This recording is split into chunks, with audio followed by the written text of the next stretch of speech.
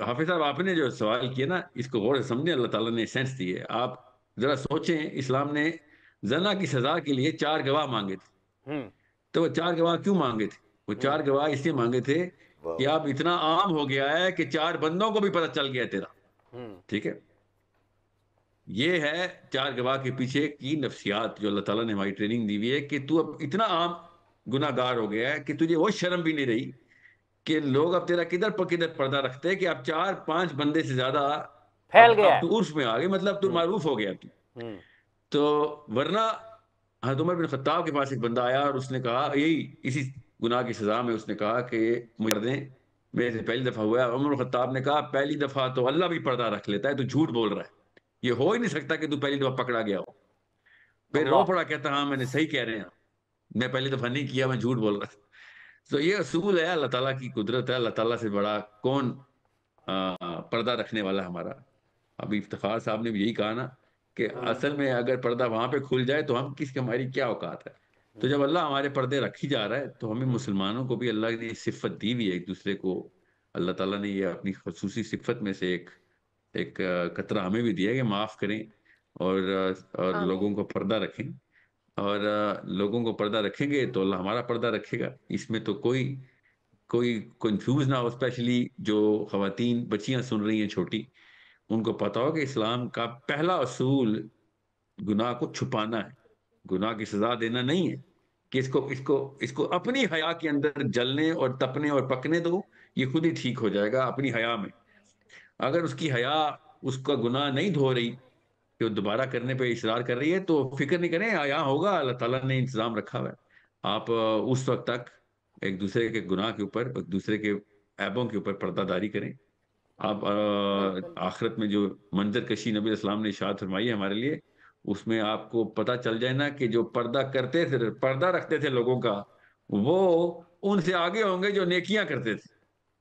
تو ذرا سوچیں کہ کتنا ہی بڑا کام ہے کسی کا پردہ رکھ دینا. تو یہ بہت ضروری ہے کہ اس طرح کے بزرگان، اس طرح کے لکھنے والے، اس طرح کے وائز بہن اس طرح کی باتیں کرتے ہوں تو اللہ لیکن تعالیٰ ساحل اس صاحب قوم کو ساحل صاحب یہاں اور پر پھر آسانیاں دیں. سوال ذہن میں آتا ہے کہ گزشتہ کئی روز سے ہم گفتگو کر رہے ہیں، ابھی آپ نے فرمایا یہ اسلام کے سنہری اور بنیادی اصولوں میں سے ہے کہ آپ نے پردہ رکھنا ہے.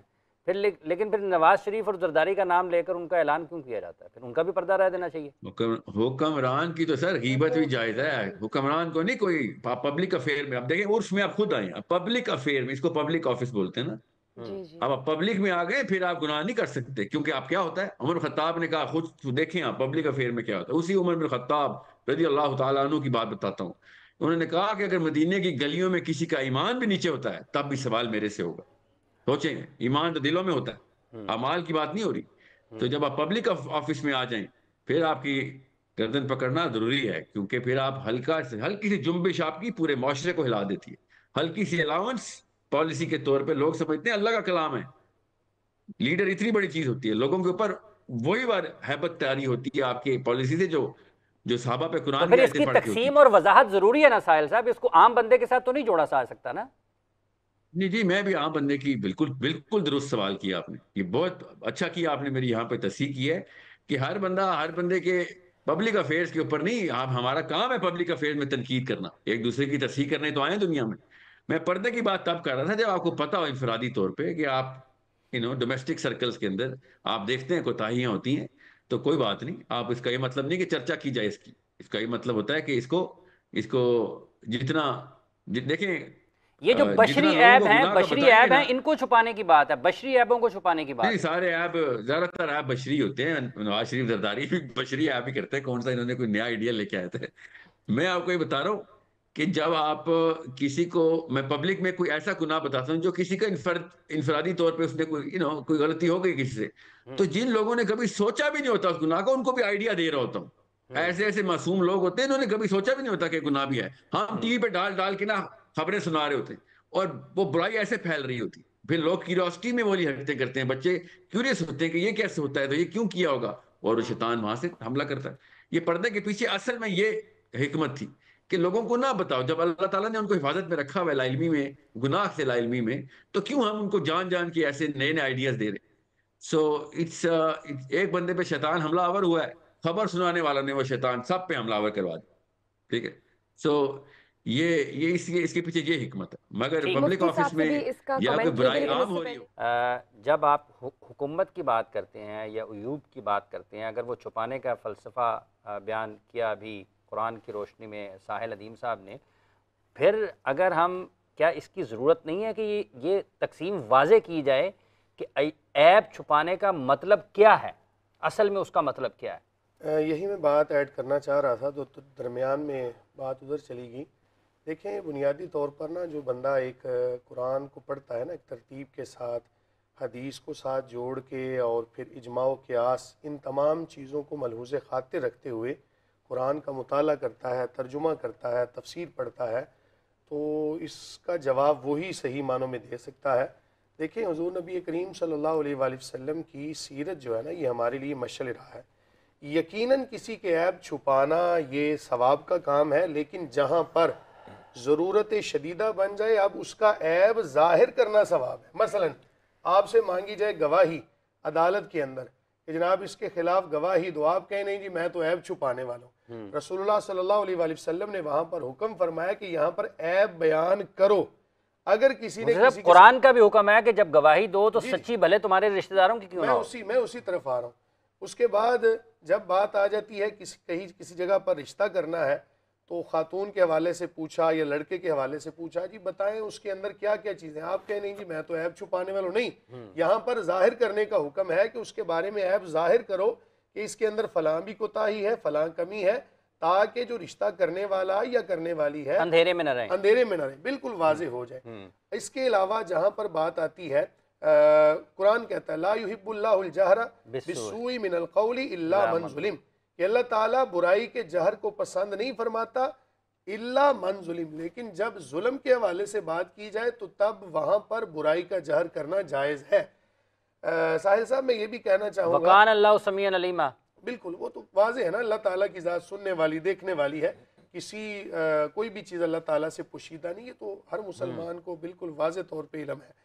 حضور نبی کریم صلی اللہ علیہ وآلہ وسلم کی تعلیمات سے ہمیں یہ سبق ملتا ہے کہ جہاں حاجت شدیدہ بن جائے وہاں پر کسی کے عیب ظاہر کرنا لازم ہے.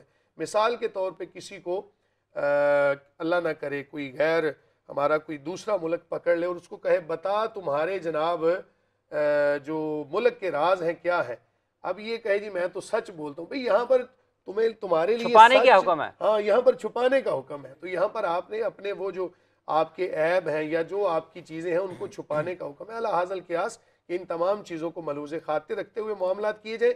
جہاں تک ساحل بھائی بات تھی نا وہ زنا کے گواہوں کے حوالے سے, تو شریعت کا یہ حسن ہے اور اصول ہے کہ شریعت چاہتی ہے کسی کو سزا نہ ملے, لیکن جب گواہ قائم ہو جائیں تو پھر جناب سزا کو معاف نہیں کیا جاتا.